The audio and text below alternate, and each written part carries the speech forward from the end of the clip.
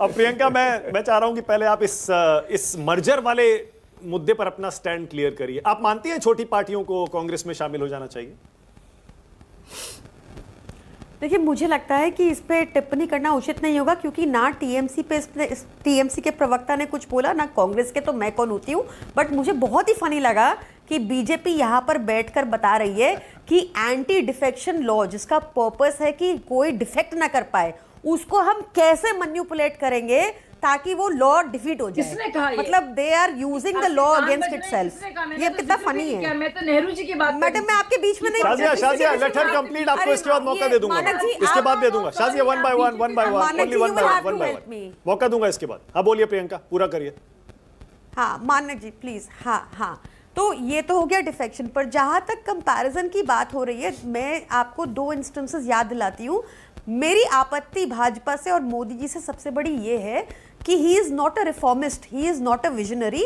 और उनकी सोच है, जब आपको दिखेगा, उन्होंने कहा कि बेटी पैदा हो तो 5 टिम्बर के पेड़ लगा दो, जब बेटी बड़ी होगी तो दहेज में काम आएगा। उन्होंने एक ही सेंटेंस में दहेज प्रथा को जायज ठहरा दिया और लड़की को बोझ बता दिया।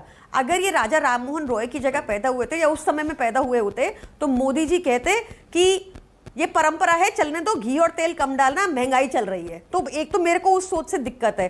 दूसरा, मुझे इस सोच से दिक्कत है कि जैसे सुसाइड जैसे मुद्दे को उन्होंने इतना हल्का और नॉर्मलाइज कर दिया कि, और मैं ये क्यों बता रही हूँ आपको बताऊंगी, कि उन्होंने कहा कि प्रोफेसर की बेटी ने सुसाइड नोट में लिखा और उसमें स्पेलिंग मिस्टेक थे और उस पर उनको हंसी आई, जो मुझे बहुत ही उस टाइम से दुख था।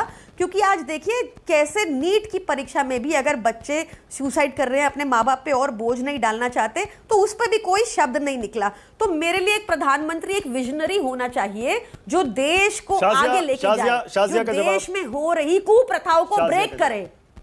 मैंने पूरा नहीं किया, चलिए कोई बात नहीं। आपके सामने झूठ बोला गया, मैं इसको क्लैरिफिकेशन दे दूं। आधिकारिक तौर पर मैं भाजपा की प्रवक्ता हूं और आपके एकमात्र भाजपा की प्रवक्ता हूं। मैंने ना तो एंटी डिफेक्शन का जिक्र किया, मैंने बताया कि 1946 में किस तरह से नेहरू बाकायदा हारे थे। 15 यही नकार दिया। तो मैडम के अगर कान बज रहे हैं तो वो अपने को समझाएं और किसी थेरेपिस्ट से बात करें कि उनकी आवाजें आती हैं, उनको बाकी चैनल्स पे। ओके, इसी नोट पे खत्म कर रहा हूँ। थैंक यू, माफ करिएगा सापरा जी, फिर डिबेट करेंगे। आज टाइम इतना ही है, बहुत धन्यवाद। राष्ट्र की बात